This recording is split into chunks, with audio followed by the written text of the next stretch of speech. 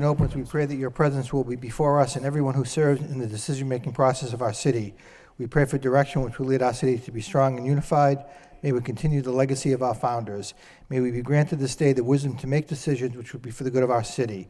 We also pray for your special blessing on all those who are working to transform our city and make it a better place to live and work. Amen. Please join me now in honoring America. I pledge allegiance to the flag of the United States of America and to the republic for which it stands, one nation, under God, indivisible, with liberty and justice for all. Roll call, please. Councilor Mendonça, Here. welcome back. Thank you. Yes.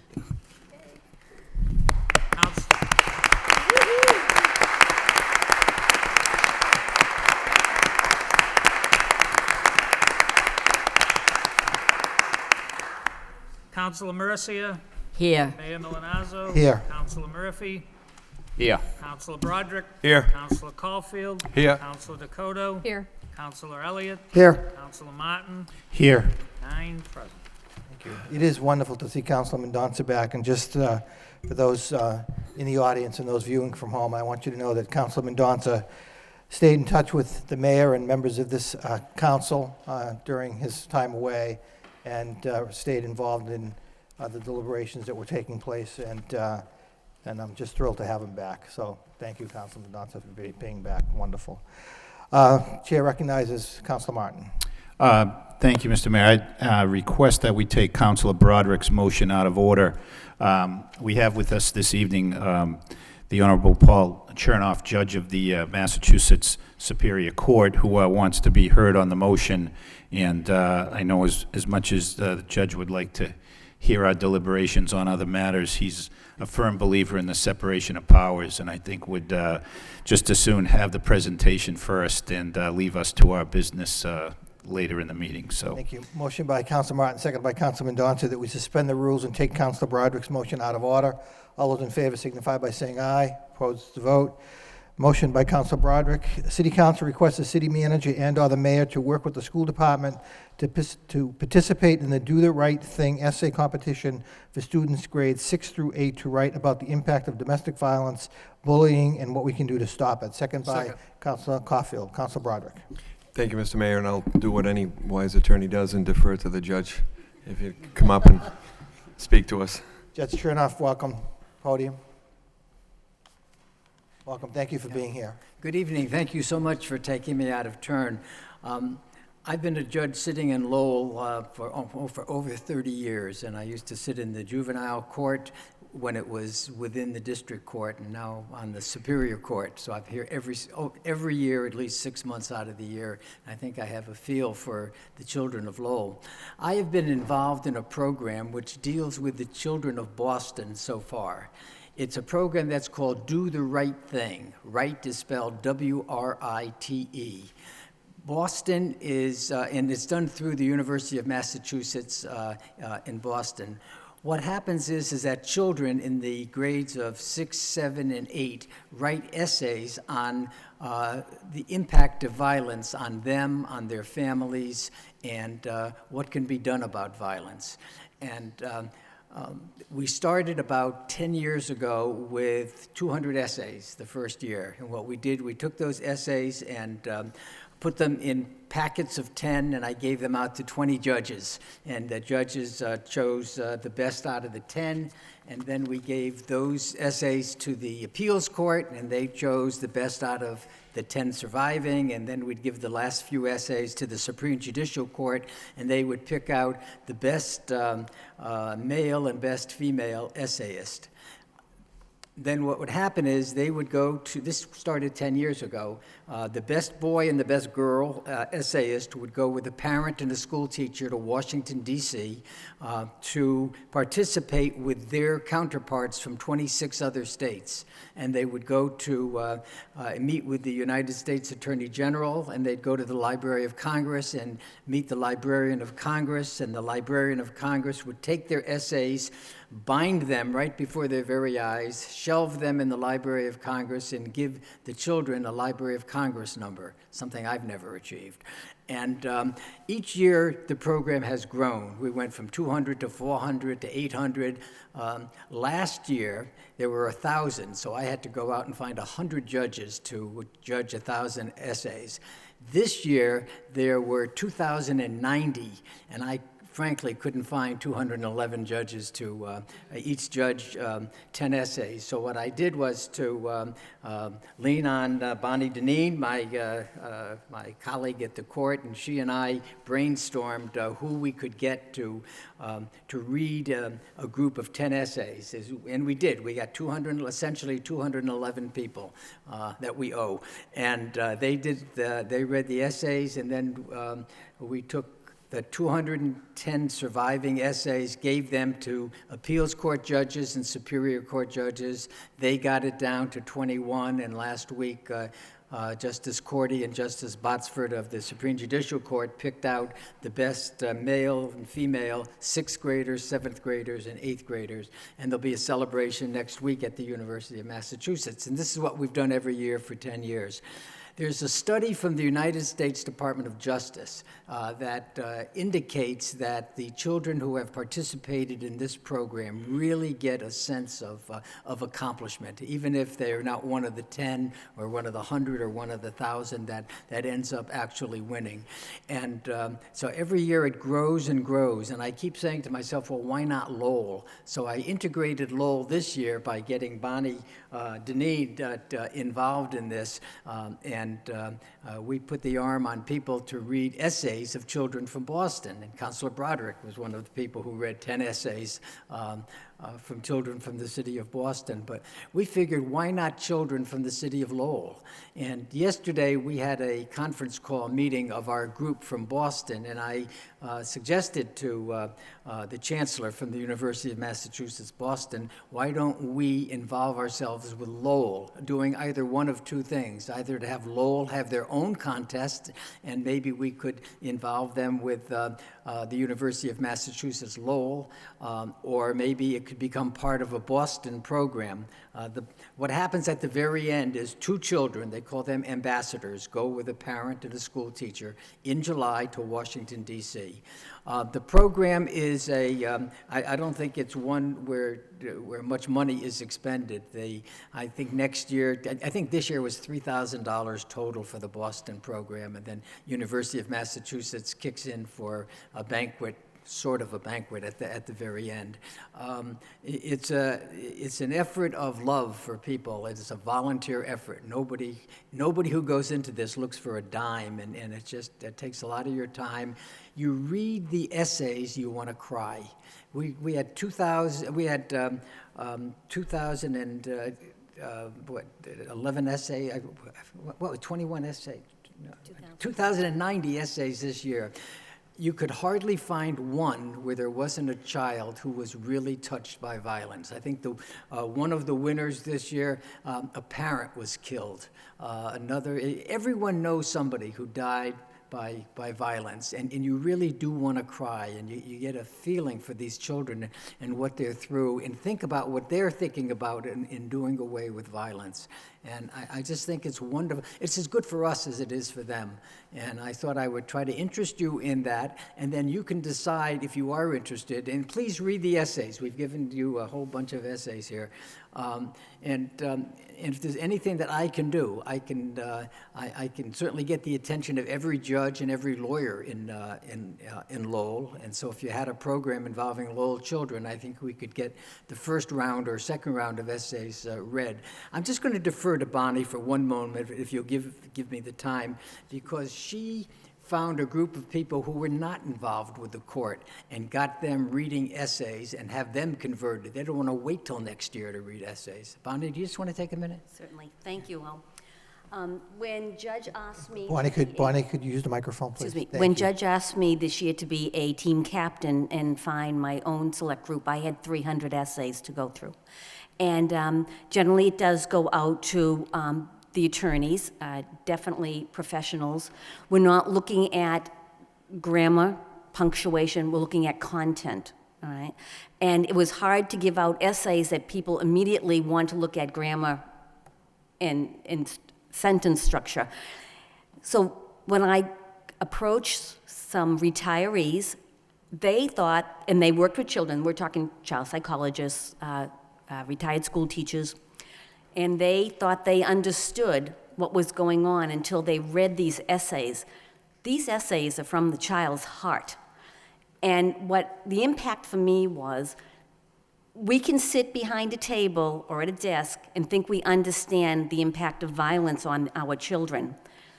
But when you read these essays, and that's why we made you up quite a few sample essays, you're going to see something in these essays that give you pause about the next time you think about a program that we need to do for our children. And one of the things that I found with the children, they're asking for more safe havens, girls' clubs, boys' clubs, parks that are monitored with safety, a policeman or a monitor, a safety monitor. They're afraid to go to school. We're worried about snow days. These children are afraid to go to school. How can we do even MCAS? How can you talk about MCAS when they're frightened to go to school? We need, as responsible citizens, to look at what these children are saying. So I think it's very important that Lowell looks at our children. Let's take care of our area. These come from Boston. You know, there's huge impact in Boston, but we have the same problems Boston has. So I thank you very much for your time, and Your Honor, I appreciate you letting me speak. I would just say, if you have an interest in doing this, Bonnie and I are willing to give as much time as you would like to.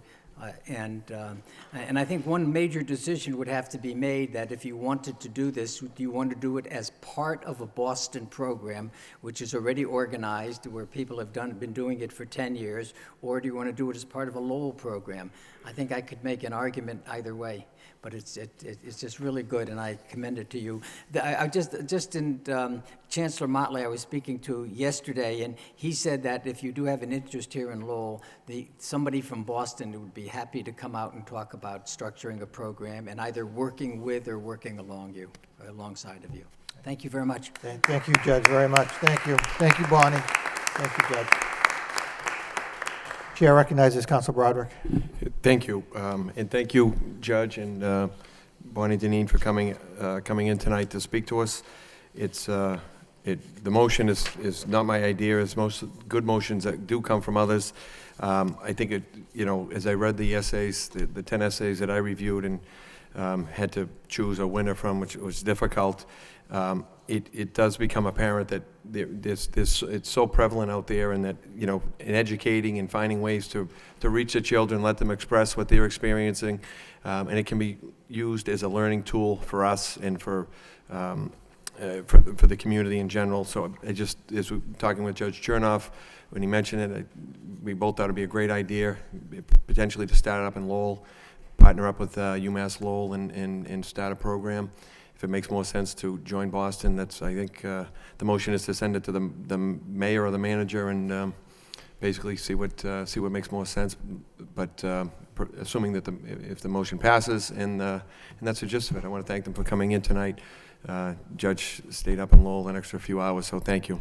Great. Thank you, Council Broderick. Anyone else want to be heard on the Councilor Elliott? I think it's a great motion, and I certainly am going to support it. And not that we have anything against Boston, but considering the size of the school system in the city, I think it's a good idea that we do it for the city, for the Lowell school children, and have the mayor contact the superintendent.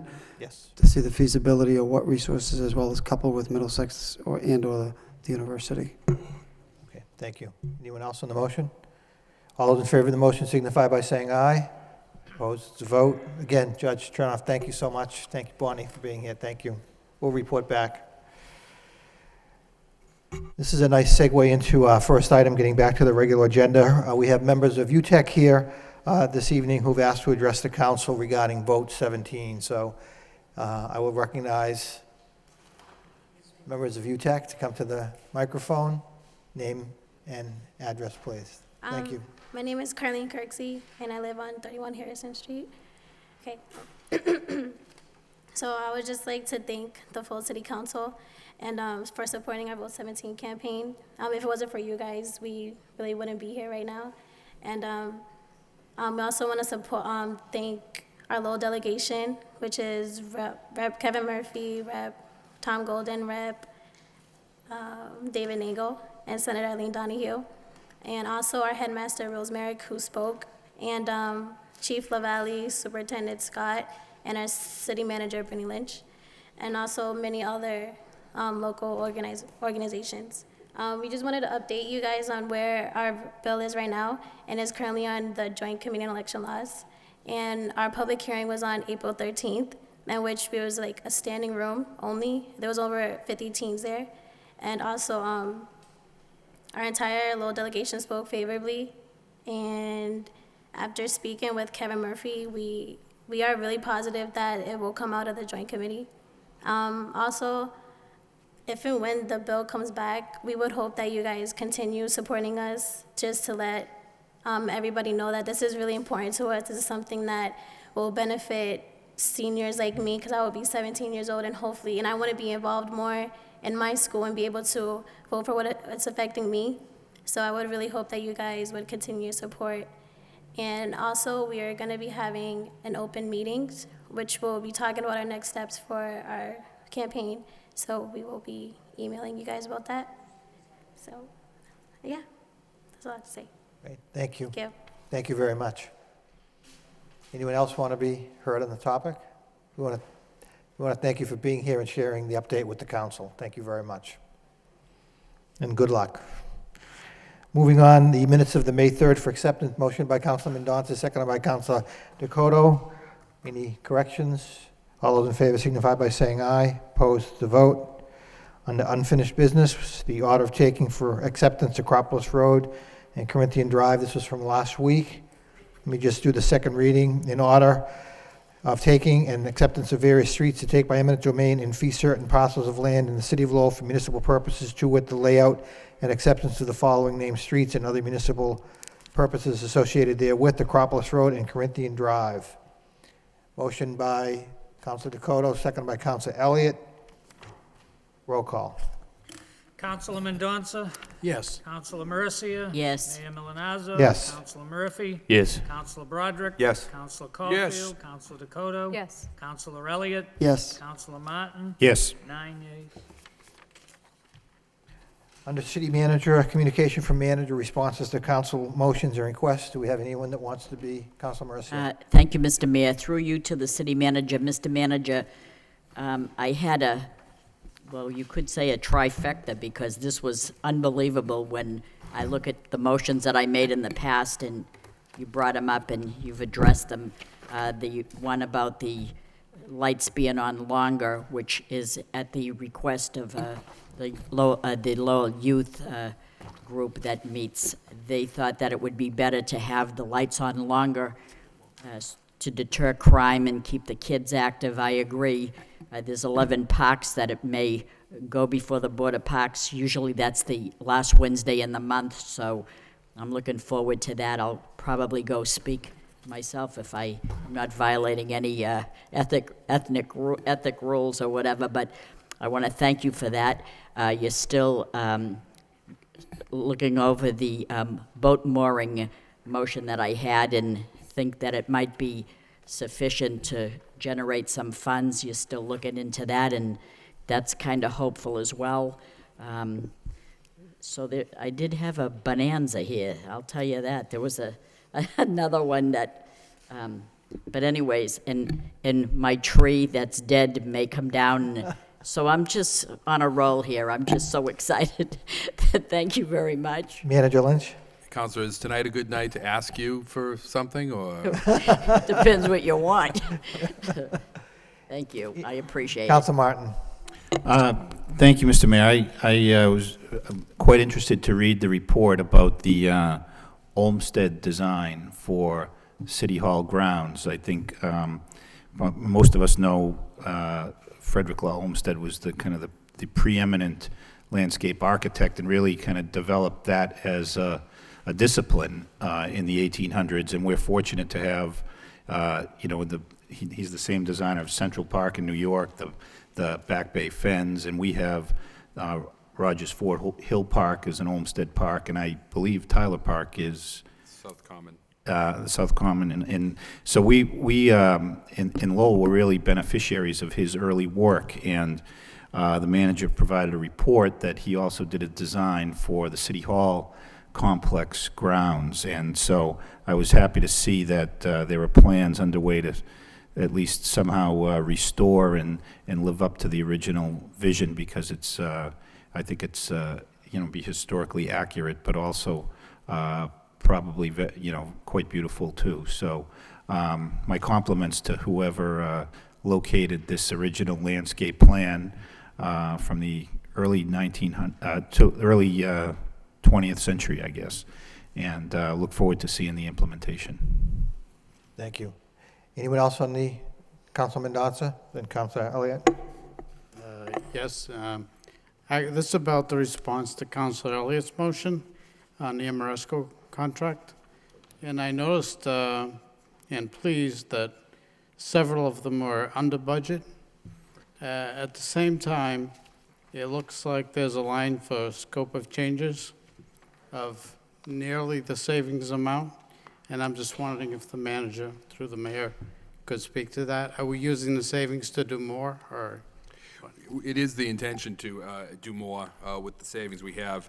Obviously, we need to see what happens with the remaining portions of the project. But for instance, one of the things that we're doing already planned in now is we were replacing the heating system in this building.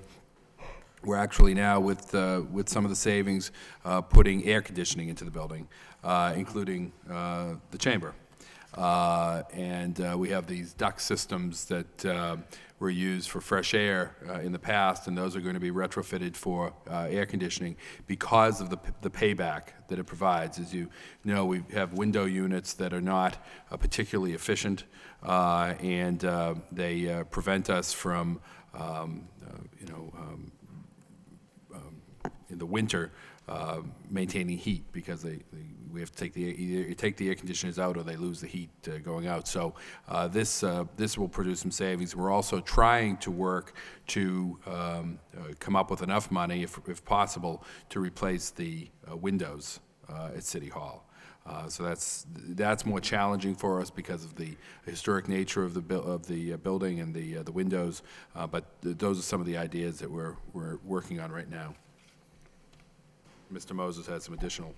And I'd just like to make sure that everybody understands the report. The front page of the report down at the bottom indicates about $2 million of scope changes. The additional pages go through each individual scope change, so you can see what's actually being done with that $2 million. Oh, very good. Thank you.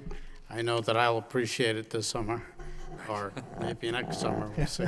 Exactly. More likely next summer. Next summer. Thank you. Thank you. Councilor Elliott? I just had some, not questions, I was just going to suggest that we refer that report to the Finance Subcommittee for further discussion as... Motion by Councilor Elliott, seconded by Councilor Mendoza to refer the report on the Amoresco update to the Finance Subcommittee. All those in favor indicate by saying aye. Opposed, Councilor Elliott? I just want to make sure that Council Mercia heard the city manager's explanation that these vents are going to be used for air conditioning in here, Council Mercia. Yeah, I didn't think she understood what was going on. Oh, my God, I can't stand the excitement. Thank you. Councilor Caulfield? Thank you, Mr. Mayor. I don't have a question about the agenda of Manager Lynch's report, but I talked to the manager early last evening before the Public Safety Subcommittee. In my neighborhood yesterday, around 11 a.m., we had an incident on Cornell Street, and National Grid is installing new gas lines. Utility work is being done, and they've been there approximately a week. And no one has a problem with them doing the work. The problem yesterday, Mr. Mayor, is the contractor decided to sweep the street with a bobcat and a broom. And it was like the Sahara Desert. It was disgraceful. And the Cornell Street's probably 300 yards long with 20 houses on it. I went down and talked to the contractor, and I said, where's your common sense? I said, everyone's home is just being filtered with all this dust. I said, why didn't you put water down? He said, National Grid doesn't pay us to put water down. So the reason I'm bringing this forward, I'd like the manager to come back with a report on what other communities are doing. And, you know, when we have a street sweeper go throughout the city, they put water down. And the purpose for the water is to keep the dust down. Mr. Mayor, this was disgraceful. People that were in their yards had to go inside. Anyone who had laundry out in the line or painting their homes is gone. So there was a little taste of arrogance coming from the contractor. And he more or less said, hey, we're almost done. We might as well just keep going. So it's just bringing this forward because not only did it happen on Cornell Street, but it can happen throughout the rest of the city. So it should be addressed. Thank you. Thank you, Councilor Caulfield. Anything else on motions, responses? Hearing none, all those in favor signify by saying aye. Opposed to vote. Continuing with the manager's agenda, we have two requests for out-of-state travel. Motion by Councilor Mercia, second by Councilor Martin. Do we take them together? All those in favor of taking them together signify by saying aye. The chair recognizes Manager Lynch. Mr. Mayor and members of the council, you have two out-of-state travel requests, as the manager just indicated, in your packet. One is for Assistant Manager Bakey and I to travel with the National Park to Little Rock, Arkansas, and to St. Louis to look at the trolley systems there. This is a group that's going from the city to investigate this and get some sense of these trolley systems that operate in part with other historic parks or with universities, which we're looking to do here. I may, in fact, not be attending this trip. I may have to reschedule or cancel my attendance at this. But one way or the other, and that is likely, but one way or the other, we'd like James Erickson to be added to this. Again, this is all being paid by the National Park as part of a grant that they received to investigate and develop community interest in this project. So I would just ask that the council vote, aware that James Erickson would also be attending, and it's unlikely that I will be attending. Thank you. Motion to Motion amend the approved. request. Motion by Councilor Elliott, seconded by Councilor Dakota to amend the request for out-of-state travel from the Department of Planning and Development to include James Erickson.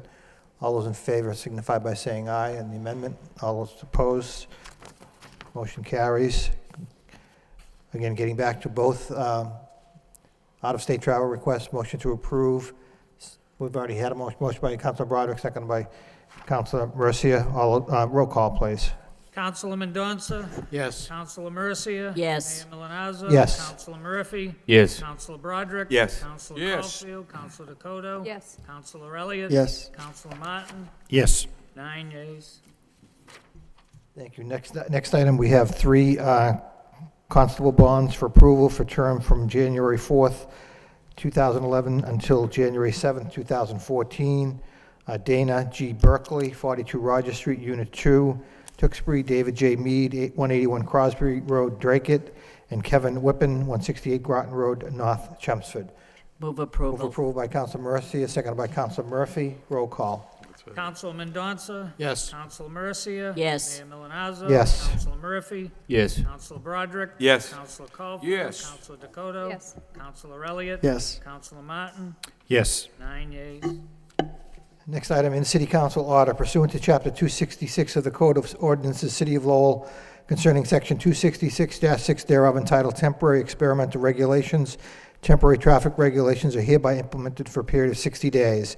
Whereas the City of Lowell desires to make temporary rules regulating traffic under actual conditions for a period of 60 days, and whereas Chapter 266 of the Code of Ordinances, City of Lowell, Section 266-6 thereof entitled Temporary Experimental Regulations, authorizes the City Council to make such temporary rules for a period not to exceed 60 days. Now therefore be it ordered, adjudged, and decreed by the City Council of the City of Lowell as follows. Effective immediately for a period of 60 days thereafter, the following temporary traffic regulations shall be implemented. Section 266-1 47 stop intersections is hereby amended by adding the following. Stop sign on Nickel Street, traveling in a southerly direction at intersection of Westford Street. Chapter 266-39, mandatory right or left turns is hereby amended by adding the following. On Island Street and southeastbound traffic at Aiken Street, all traffic must turn right. Section 266-55, parking for handicapped persons, elderly drop-off zones is hereby amended by adding the following. Hildreth Street on the north side, beginning at a point 194 feet easterly of the easterly sideline of Hampshire Street and running easterly 20 feet. Second reading by title. In City Council order pursuant to Chapter 266 of the Code of Ordinances in the City of Lowell concerning Section 266-6 thereof entitled Temporary Experimental Regulations, Temporary Traffic Regulations are hereby implemented for a period of 60 days. What's the wish of the council? Move approved by Councilor Elliott, seconded by Councilor Broderick. Roll call. Councilor Mendonça. Yes. Councilor Mercia. Yes. Mayor Milonazo. Yes. Councilor Murphy. Yes. Councilor Broderick. Yes. Councilor Caulfield. Yes. Councilor Dakota. Yes. Councilor Elliott. Yes. Councilor Martin. Yes. 9 yeas. Thank you. It's now public hearing time, and we have a procedural change in the public hearing, but let me just give the first reading, and then I can explain exactly what will happen after that. In City Council ordinance, an ordinance amending code of the City of Lowell with respect to Chapter 290 thereof entitled Zoning by amending Article 1, Purpose and Authority, Section 1.7, amendment of chapter by inserting a new subsection 1.7.1 entitled Process of Petitioning Amendment to Zoning Map. What I'd like to do is I'd like to entertain a motion that we recess the hearing for 1 week based upon advertising a deadline. And motion by Councilor Broderick, seconded by Councilor Mendonça, that we recess the hearing for 1 week. I'm going to ask for a roll call on that. Councilor Mendonça. Yes. Councilor Mercia. Yes. Mayor Milonazo. Yes. Councilor Murphy. Yes. Councilor Broderick. Yes. Councilor Caulfield. Yes. Councilor Dakota. Yes. Councilor Elliott. Yes. Councilor Martin. Yes. 9 yeas. And again, it's to satisfy Chapter 48 requiring advertising for 14 days. So by recessing it, we'll meet that requirement and still be within a 65-day deadline to make sure the public hearing is heard within that 65 days. So thank you. Going back to the regular agenda. In City Council vote authorizing the city manager to execute license agreement between the City of Lowell and GNAA LLC doing business as Fuse Bistro for use of a portion of city property adjacent to the premises at 45 Palmer Street, Lowell, for the purpose of sidewalk seating. Whereas GNAA LLC doing business as Fuse Bistro desires to use a portion of the city property adjacent to the premises at 45 Palmer Street, Lowell, for the purpose of sidewalk seating, and whereas on May 9, 2000, an ordinance was adopted by the City Council which added Section 17-29 entitled Sidewalk Seating, establishing certain regulations for seasonal, temporary sidewalk seating pertinent and contiguous to a restaurant facility, and whereas on December 23, 2008, the City Council amended the code, and Section 17-29 entitled Sidewalk Seating is now referenced as Section 243-23, and whereas the city desires to support the efforts of GNAA LLC doing business as Fuse Bistro in its endeavor to assist in stimulation of the downtown area, now therefore be it voted by the City Council of the City of Lowell as follows, that the city manager is hereby authorized to execute a license agreement between the City of Lowell and GNAA LLC doing business as Fuse Bistro for use of a portion of city property adjacent to the premises at 45 Palmer Street, Lowell, for the purpose of sidewalk seating. Said license shall be predicated upon adequate insurance coverage, which coverage shall be kept in force so long as the license agreement continues under this license. In the event that said insurance coverage shall be canceled or lapses without being renewed or replaced, then said license agreement shall be forthwith terminated, and licensee shall have to cease and desist. Said license shall be in accordance with the form or substantially the form attached hereto. If there's no objection, second reading by title. In City Council vote authorizing the city manager to execute license agreement between the City of Lowell and GNAA LLC doing business as Fuse Bistro for use of a portion of city property adjacent to the premises at 45 Palmer Street, Lowell, for the purpose of sidewalk seating. Councilor Mercia. Thank you, Mr. Mayor. I have two questions, not about Fuse Bistro, because I think that's a great thing that we do have the sidewalk seating, but I'm concerned about the license agreement. Anywhere in the license agreement, does it state that table and chairs have to come in at night? I don't know that. I'm not aware of that either. What's Don't the believe rules? it- Do we I know? don't believe it does require the table and chairs to go inside. You don't have to bring them in. I'm only asking these questions because every now and then, when the summer rolls along, I get constituents that call and ask me these questions, and I don't know the answer. So there's nothing in the license agreement that says these tables and chairs have to come in and out each night? No. Okay, fine. Second question, is there anything in the license agreement that says that the area that's cordoned off has to be attached to the building and not separated? Is there anything in there that no, says that? no, there is not. Nothing that says that as well? Correct. All right, I just want to know the rules. Thank you. Okay, thank you. Council Caulfield. Thank you, Mr. Mayor. There is one steadfast rule that you must allow room for the handicapped. Correct. Wheelchairs, or anyone with a walker to bypass. And I know during the Lowell Folk Festival, the city is really having a great time, but sometimes that sidewalk area down there gets kind of boxed in. So that's the only issue I have. Okay. Thank you. Anyone else? What's the wish of the council? Move Move approval. approval by Councilor Mercia, seconded by Councilor Dakota. Roll call. Councilor Mendonça, Yes. Councilor Mercia. Yes. Mayor Milonazo. Yes. Councilor Murphy. Yes. Councilor Broderick. Yes. Councilor Caulfield. Yes. Councilor Dakota. Yes. Councilor Elliott. Yes. Councilor Martin. Yes. 9 yeas. Next item, in City Council vote authorizing the establishment under Massachusetts General Laws, Chapter 71, Section 26C, of the establishment of school day care service program and accompanying revolving fund.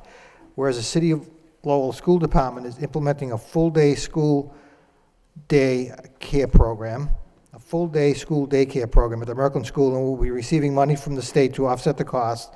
And whereas the City Council herein approves the establishment of such daycare school service program, whereas the school committee has approved the establishment of a daycare school service program and has recommended the establishment of a revolving fund for said school daycare, now therefore it is voted that the City Council of the City of Lowell hereby approves the establishment of the school daycare service program and an accompanying revolving fund in accordance with the provisions of Massachusetts General Laws, Chapter 71, Section 26C, as amended. Second reading by title in City Council vote, authorizing the establishment under Massachusetts General Laws, Chapter 71, Section 26C of the establishment of school day care service program and an accompanying revolving fund. Council Caulfield. Thank you, Mr. Mayor. I know you, the chairman of the school committee, and this is a very important Yes. vote. Yes. And the Merkland School, I think they need this more than any school in the city, and I urge all my colleagues to support it unanimously. Thank you. Motion by Council Caulfield, second by Council Mercia to approve the vote. Roll call. Councilor Mendonça. Yes. Councilor Mercia. Yes. Mayor Milonazo. Yes. Councilor Murphy. Yes. Councilor Broderick. Yes. Councilor Caulfield. Yes. Councilor Dakota. Yes. Councilor Elliott. Yes. Councilor Martin. Yes. 9 yeas. Thank you. In City Council order, tax credit bond designation. To issue tax credit bonds designation pursuant to Chapter 44, Section 21B of the Massachusetts General Laws. It is ordered by the City Council of the City of Lowell by a 2/3 vote as follows: that in order to take advantage of federal subsidies available to the city to reduce its costs of borrowing, the $21 million bonds of the City of Lowell authorized by vote of this council on April 20th, 2010, for the purpose of paying costs for making energy conservation improvements to various city buildings as called for in the city's energy services and energy savings agreements with Amoresco Incorporated, and for the payment of any other costs incidental and related thereto, the bonds are hereby designated as tax credit bonds within the meaning of Chapter 44, Section 21B of the General Laws. Further ordered that one or more sinking funds to be held in trust solely for the payment of principal and interest on the bonds are hereby authorized to be established by the city treasurer or any other city official pursuant to Chapter 44, Section 21B of the General Laws. Second reading by title. In City Council vote, in City Council order, tax credit bond designation to issue tax credit bond designation pursuant to Chapter 44, Section 21B of the Massachusetts General Laws. Any questions? Motion to approve by Counselor Broderick, seconded by Counselor Mendonça. Roll call. Counselor Mendonça. Yes. Counselor Mercia. Yes. Mayor Milonazo. Yes. Counselor Murphy. Yes. Counselor Broderick. Yes. Counselor Caulfield. Yes. Counselor Dakota. Yes. Counselor Elliott. Yes. Counselor Martin. Yes. 9 yeas. Thank you. Next item on the agenda, we have a letter from the city manager. Dear Mr. Mayor and members of the city council, pursuant to the authority specified in the Mass General Law, Chapter 40A, Section 12, and the Code of the City of Lowell, Article 2, Section 9-3, it is with pleasure that I'm appointing Dennis J. McCarthy, 216 Foster Street, Lowell, as an associate member of the Zoning Board of Appeals for a term expiring May 10th, 2016, to fill the expired seat of Richard Bienvenu. Confirmation by the City Council is required for this appointment as of associate member and is hereby requested. I'll be happy to answer any inquiry you may have concerning this appointment. I have attached his resume for your review. Very truly yours, Bernard F. Lynch, City Manager. Motion to approve by Councilor Caulfield, seconded by Councilor Mendonça. Roll call. Counselor Mendonça. Oh, I'm Yes. sorry, Councilor Elliott. I just had a quick question, and I believe that we did in the last, do we post these positions opening, Mr. Manager? I know when Councilor Donahue was here that this was a concern and that we would get copies of the resumes of all the candidates that applied. So was there just one candidate for this appointment? We had a number of people apply for a number of land use positions, and we had, I believe, 10 that applied for these positions, and we've appointed 4 of those people now. Okay. Can we get those resumes, just for curiosity's sake? Yeah, there is an issue with regards to the confidentiality of people that are interested in applying for positions, and I think that's it's an issue there that we need to take a look at from a public record standpoint. We'd be happy to take a look at that for you, though. Thank you. Thank you. Any other questions? Roll call. Counselor Mendonça. Yes. Counselor Mercia. Yes. Mayor Milonazo. Yes. Counselor Murphy. Yes. Counselor Broderick. Yes. Counselor Caulfield. Counselor Dakota. Yes. Counselor Elliott. Yes. Counselor Martin. Yes. 9 yeas.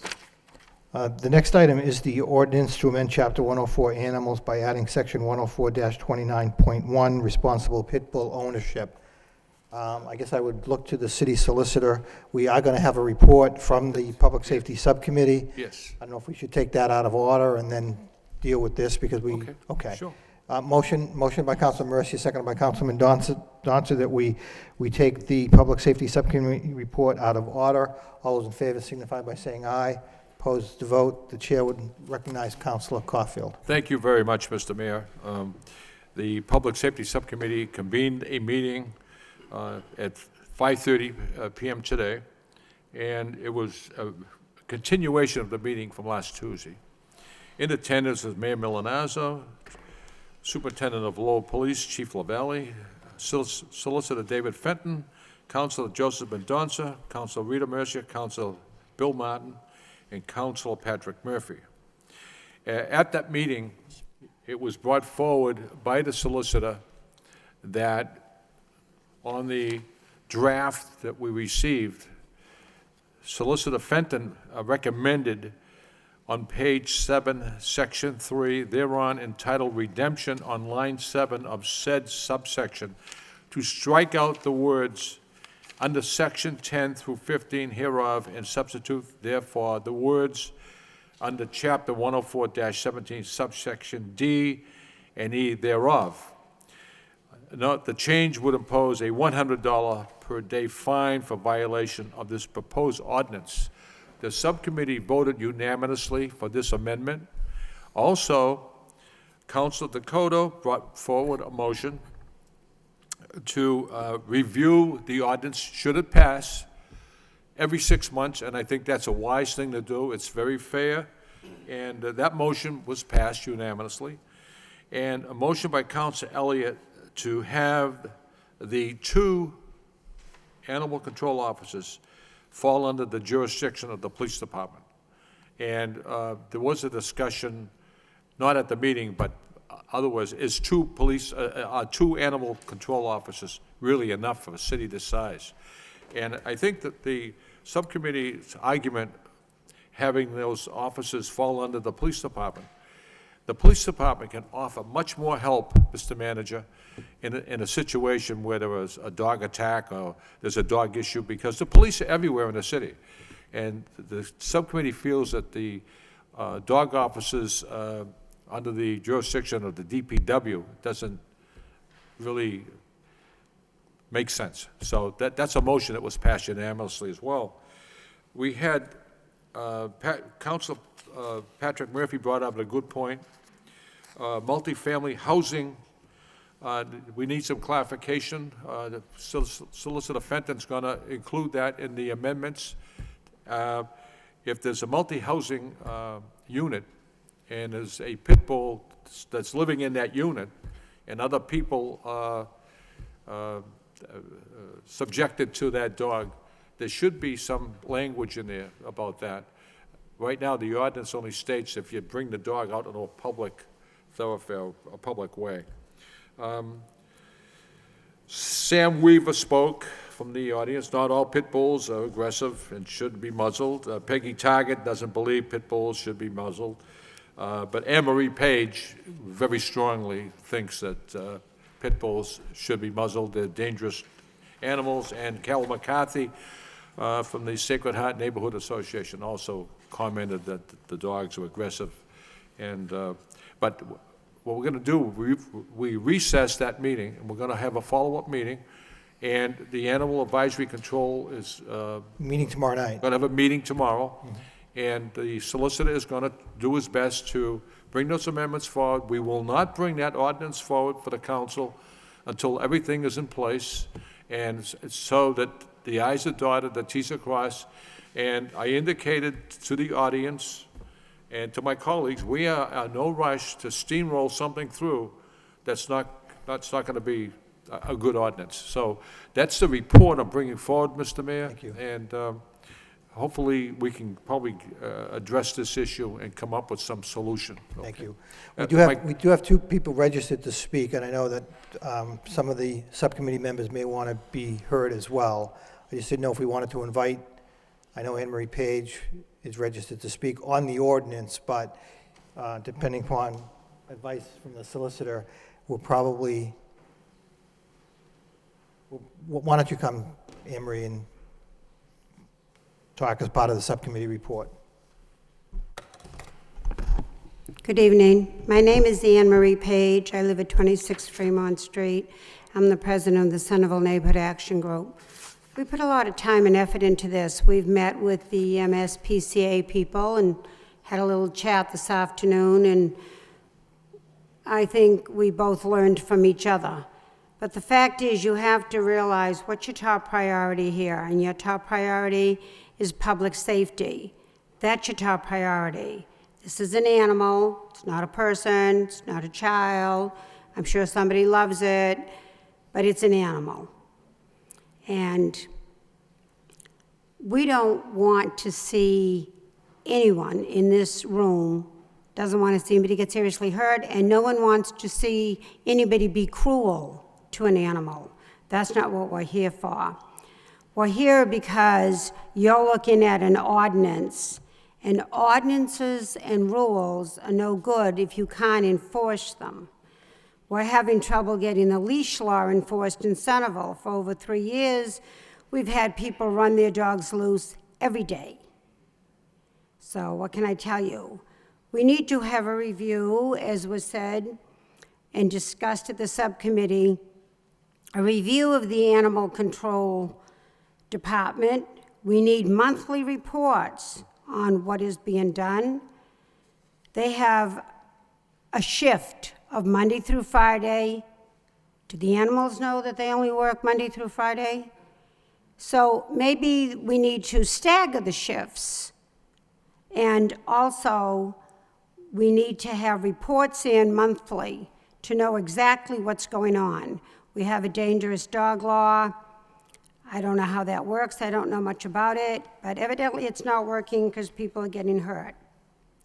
But as Councilor Dakota and Councilor Elliott, Councilor Caulfield said, we're going to review this in 6 months. We think there is a need for this muzzle law. When you're walking down a main street in your neighborhood and two young ladies that probably don't weigh more than 90 pounds have a death grip on a leash attached to a pit bull that is pulling on them, why should I, as a citizen of Lowell, be afraid? Why should I have to cross the street?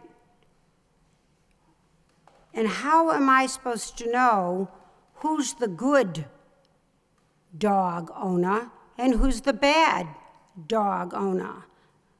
I don't want to take that chance. This is a very unique breed. I've seen it in action, and not only does it have a powerful bite, but it will not release that bite.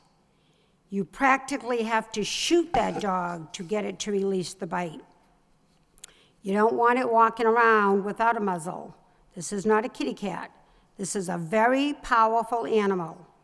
And I should not have to cross the street or turn around or go out of my way so that I do not have to walk by this animal, which is what I did in downtown Lowell today. The basket muzzle will not hurt the dog or cause it to have difficulty breathing. I don't know if our animal control officers are armed. Years ago, they were. And I don't know how much authority they really have. Do they write a ticket? Do they pick up a dog? If you're going to put this ordinance through, you really need some good teamwork. If you need to move them from DPW to LPD, then you've got to move them. You've got to move the money with them. But you have to put some teeth in it, and it has to be a coalition of all departments. When a pit bull is seen without a muzzle, it needs to be called in right away, and the dog owner needs to be fined. And higher than $50 is definitely a fine. $50 is not really a fine. Or the dog has to be removed off the street. We know you don't have the manpower right now to pick them all up. But you start picking up a few of them, the word will get out. It's not going to be easy.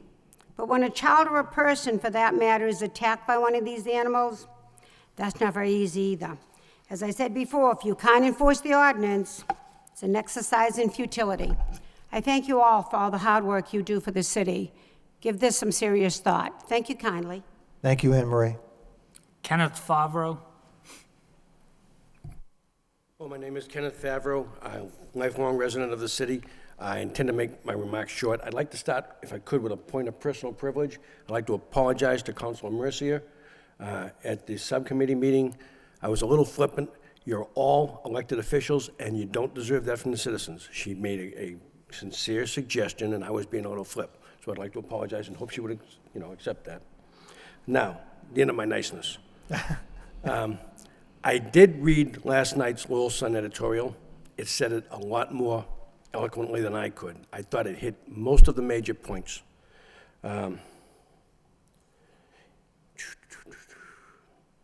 I've spoken on this issue before. Most of you know my story. You know what happened with my family.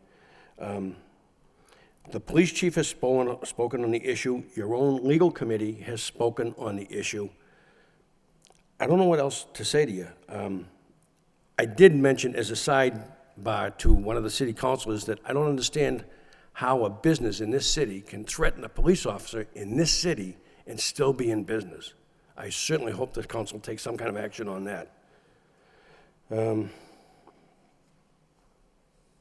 Councilor Caulfield told you about a horror story about a little girl. I lived that story. My girl was older, but I lived that story. You can't believe how devastating it is. You really, really can't. I heartily thank Councilor Elliott for bringing this issue to a head, and he said it better than I could. It's really time to get off your collective center line and take some action. Do something. That's why we elected you. Come up with the ideas. That's why we elected you. If you can't come up with the ideas and you don't want to listen to us, there's an election. You'll listen to us then. I promise you that. Thank you very much for your time. Thank you. Anyone else want to speak on the subcommittee report at this point? Manager Lynch. If I may, Mr. Mayor and councilors, first off, I want to apologize. I was unable to attend the meeting tonight, and I do apologize for that. Chief LaValle was here representing at least a portion of the administration, and I did intend to be here, but as I say, I was unable to. I think that many of the recommendations make a tremendous amount of sense. I do think from a legal standpoint, the idea of reorganizing has to be initiated by the city manager, but I agree completely with the notion of putting the animal control officer under the police. I think that's where it truly belongs. That's the standard in every community that I'm aware of, is that the police actually have the responsibility for the enforcement of the animal control ordinances or bylaws. So we're anxious to put that type of concept together. There will be some logistical issues that go with that related to collective bargaining and so forth, but I do agree, and we will be coming forward with that. I do think that Anne Marie Page makes a number of very good points regarding the necessity of if you're going to have an ordinance on the book, you have to enforce it. And I think that we certainly will work, as we've done on other issues, to improve our overall enforcement of this ordinance as well as all of our other ordinances. But that's not, I have to say, it certainly is a challenge. I mean, for instance, we have laws on the books regarding speeding or stopping at stop signs and the like. No matter how many animal control officers we have or how many police officers we have, there are going to be people that are going to violate these ordinances. And it's a challenge for us to be at all places and to be able to actually see everything going on. And we get calls from people about a particular problem. By the time our police get there or our animal control officers get there, oftentimes they're gone. So it is a challenge, and but we're anxious to work with the council and the animal control, the animal advisory committee, which I know has been working diligently over the last several months. I know Mayor Milanazzo has been an active participant in that, and we'll certainly work to make this to help address this problem. Thank you. Council Caulfield. Thank you, Mr. Mayor. Just through you to the manager. Mr. Manager, the animal control officers, they work Monday through Friday? And they're on call on the weekends. I believe that, and we have had times where they cover weekends as well. We've reassigned. I know in the particular area up at the reservoir, we actually put the animal control officers on a weekend shift so that they could be out there. But again, I think that's staggering the shifts makes sense. We have them working during the day. Many of the complaints come in at night. Again, but I think that what I'm hopeful for is that putting it into the police department, there can be some opportunities there with the police chief to have the police officers play a more active role in that enforcement. Most definitely. But I know the budget's tight, and we're going to be short $1.6 million. Right. And I just want to put that out there on the table, that to look into a third officer to work weekends. You wouldn't be calling anyone in that way, to work weekends and probably fill in some gaps. And I don't know how you would work that out financially, or if there's someone out there willing to do that, I don't know. And but that's just a suggestion. And the motion, Mr. Mayor, I'd like to see a roll call vote on the motion that Councilor Dakota, Councilor Elliott brought forward about having the dog officers fall under the jurisdiction of the police department, because I'm not sure if this ordinance is going to pass. This motion should. Okay. So it has no weight one way or the other whether the ordinance passes. But even if the ordinance doesn't pass, the animal control officers should be under the jurisdiction of the police department. Second that. Motion by Council Caulfield, second by Council Mercier, that the City Council take a roll call vote on having the dog officers fall under the jurisdiction of the Lowell Police Department. Is that something that the council can do, Madam Solicitor? The council does have the right to reorganize departments, but in terms of the day-to-day assignments, it really falls under the jurisdiction of the manager. As the manager indicated, there are some potential union issues. By the same token, there is an ability for the manager to make certain reassignments. The duties remain the same, but who somebody reports to might change.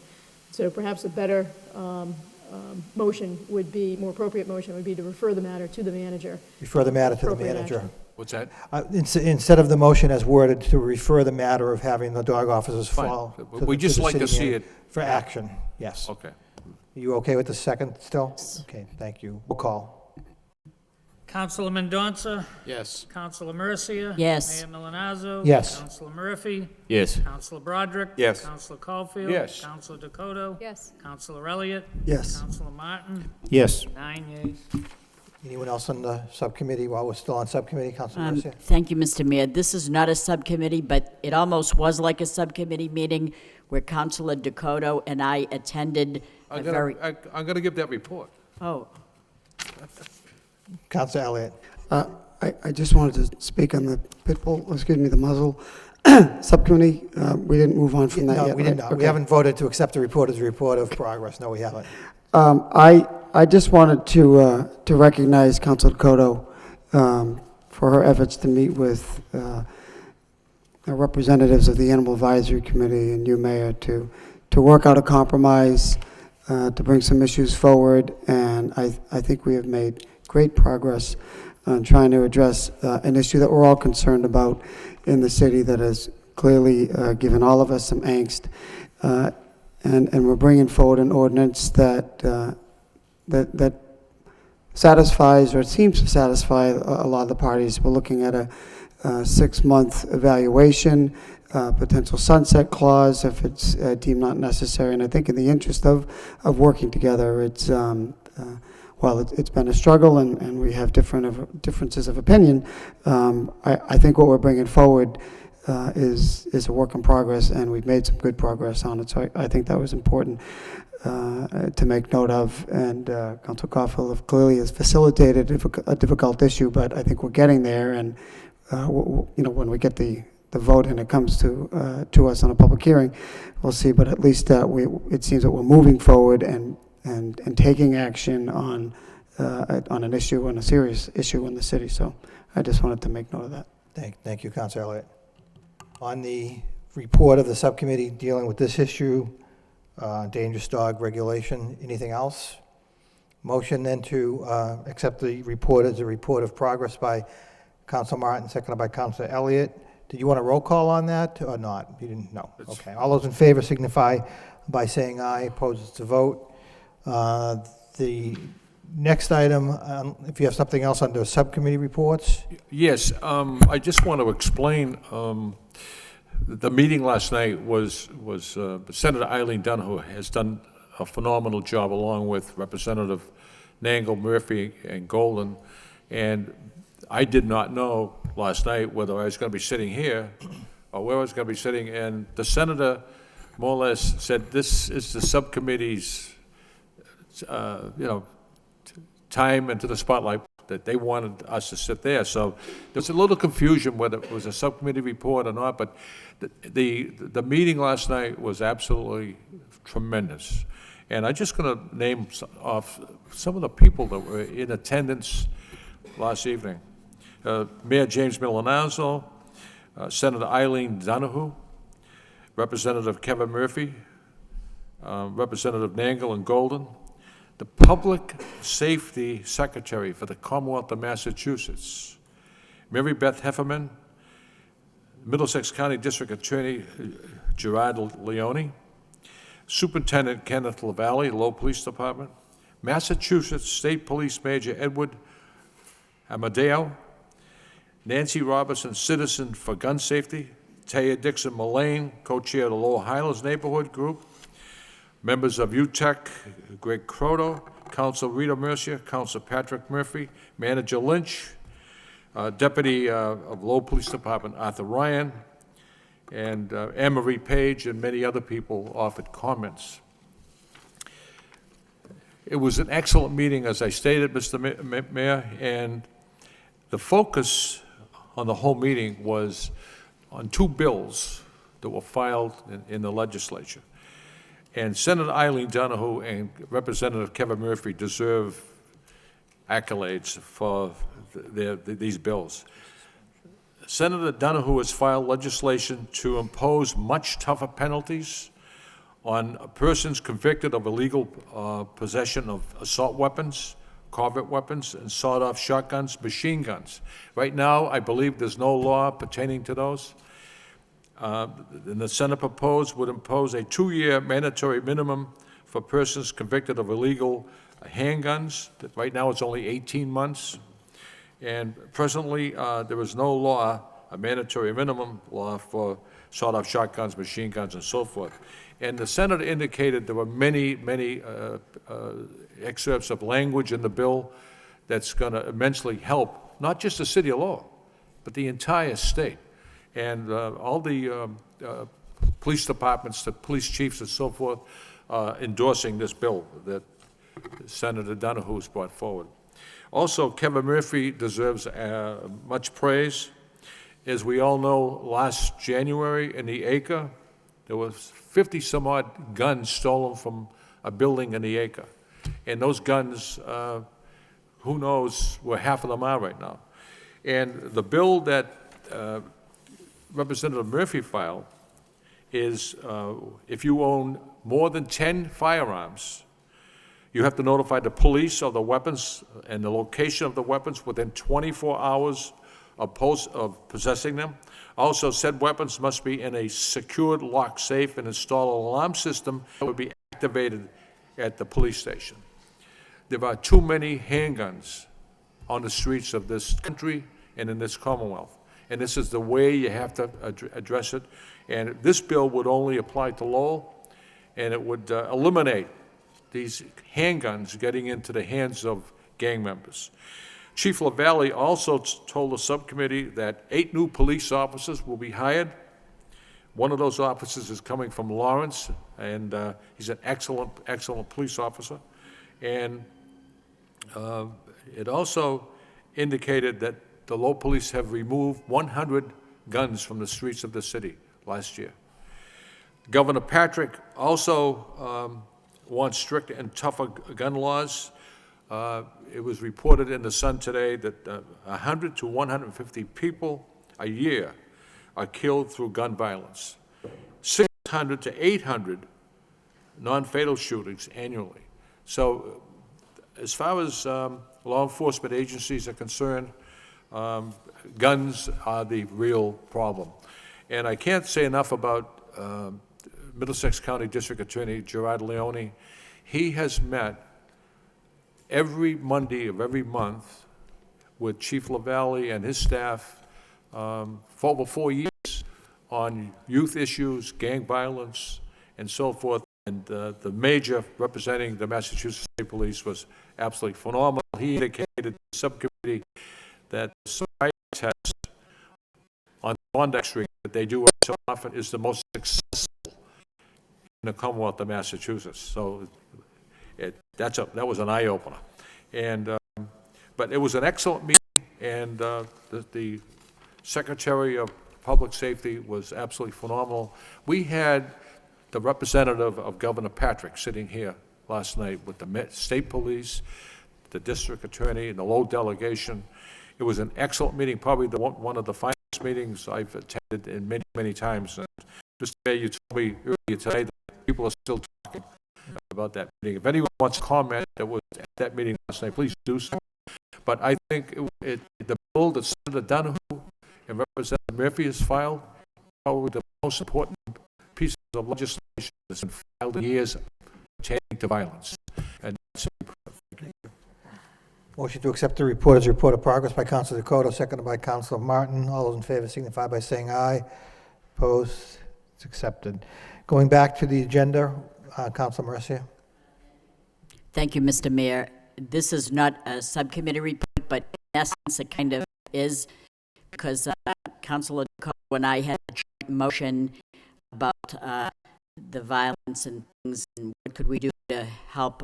There must be some type of program like Get Straight or whatever. So we met previously with the superintendent of police, and the sheriff, Peter Katujian, but on last Wednesday, May 4th, we did meet Councilor Frankie Dakota and I. We met at the Superintendent LaValle's office to discuss and gather valuable information regarding our joint motion a way to head troubled kids in the right direction, programs that could help them regain their footing. We ask that there must be some type of program out there, perhaps in conjunction with the sheriff's office. So Councilor Dakota, when I met with Deputy Deborah Friel and Lieutenant Frank Rowan from the Lowell Police Department and John Adam and Linda Gannon from the sheriff's office to see what is available to the community and how that we may have access to it. There's a very beneficial program in the sheriff's office called the Strike deals with troubled kids over the age of 13. The goal is not to scare kids, such as the Scared Straight program of years ago, which was proved to not act as a deterrent, but just the opposite. The goal is to educate them by having inmates convey the right message, to treat these kids as young adults, and to be truthful and right to the point, to show them what drug and alcohol abuse did to them that led them to their demise, to educate by example, to put a real life face on an otherwise oblivious story. The sheriff's office is only one piece of the puzzle, and we know that we must all come together and share it in the community, as Councilor Caulfield did with the subcommittee, and to show that everybody is trying to make this a better community through the District Attorney Jerry Leone's office, through the governor with Mary Beth Heffernan. Everybody came to the table last night, the sheriff as well, and Councilor Dakota and I realized that there is a program available. They do not solicit this program, so we will contact the school department and talk to the superintendent about this valuable program. A letter from a parent is requested for the particular student, and it's also possible that if a program is set up with Linda Gannon, she's the scheduler from the sheriff's department, that the inmate could be brought to the groups, such as they do to the Greater Lowell Voc and Wilmington High School during prom season. So there is this program available through the connection of Linda Gannon from the sheriff's office. So I think we'll notify the superintendent of schools, Chris Augusta Scott, and Jeannie Franco, to let them know that there is a program out there that we can stem these children in the right direction. They need parental signatures and things like that, but there is something available, so thank you for letting me say that. Thank you, Councilor Mercia.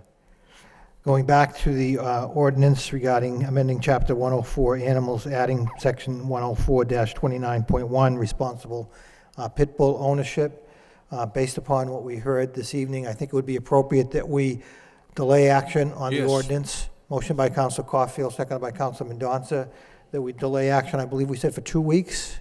I That's think fine. that'll give us enough time And to... Mr. Mayor, I stressed tonight, and this, my colleagues stress as well, that we're not trying to steamroll something through here that's not going to be palatable to my colleagues. We just want to make sure everything is done right, proper, then we'll bring it And there were forward. a lot of good suggestions made tonight, and I think Councilor Elliott or someone said earlier, teamwork, working with a variety of different groups, and we're trying to come up with an ordinance that may in fact be enforceable. So if we could delay action for 2 weeks, all those in favor of delaying action for 2 weeks signify by saying aye. Opposed to the vote. Is that okay? Okay. Thank you. Moving on to the petition section. We have a conduit location, Verizon New England, to place 380 feet of conduit on Lewis Street, referred to a public hearing for May 31st by Councilor Murphy, seconded by Councilor Martin. All those in favor signify by saying aye. Opposed to the vote. Moving on to the motion section. First motion by Councilor Elliott.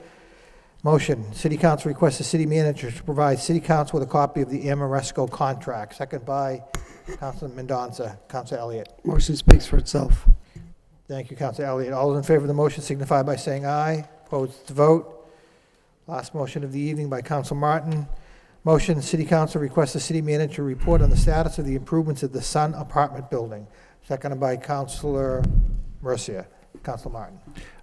Thank you, Mr. Mayor. I was in Kearney Square last week, and there's the Sun Apartment Building, the building that has the big Sun sign on the top. It has some scaffolding outside that's been there for quite a number of months. What brought my attention caused me to pay attention. There's a business that's opening there. The business is trying to decorate its entrance for its opening, and has some streamers and decorations that were attached to the scaffolding, which suggests a level of permanence that we usually don't want to see in such structures. So when you have to start planning your decorating around the scaffolding that's in place in front of your business, it seems like something's not right.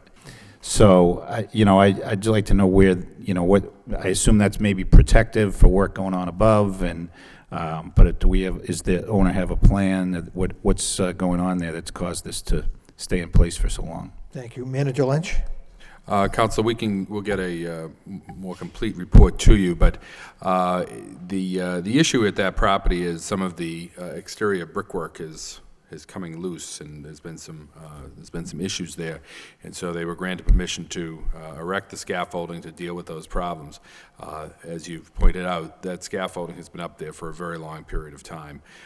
In fact, we provided them the notice recently that that scaffolding has to come down, and they have to make some other arrangements. There's actually a meeting coming up this Thursday with the owners of the property to talk about that. The scaffolding will be replaced with some netting to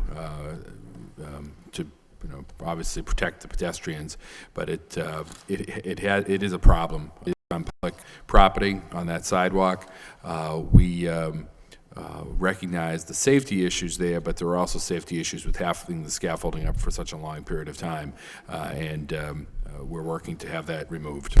If I could just follow up. Councilor Martin? There is the housing units there? Yes. With some sort of government subsidy, I assume? That's correct. So I would think as a condition of the subsidy, it'll improve your building to a certain standard?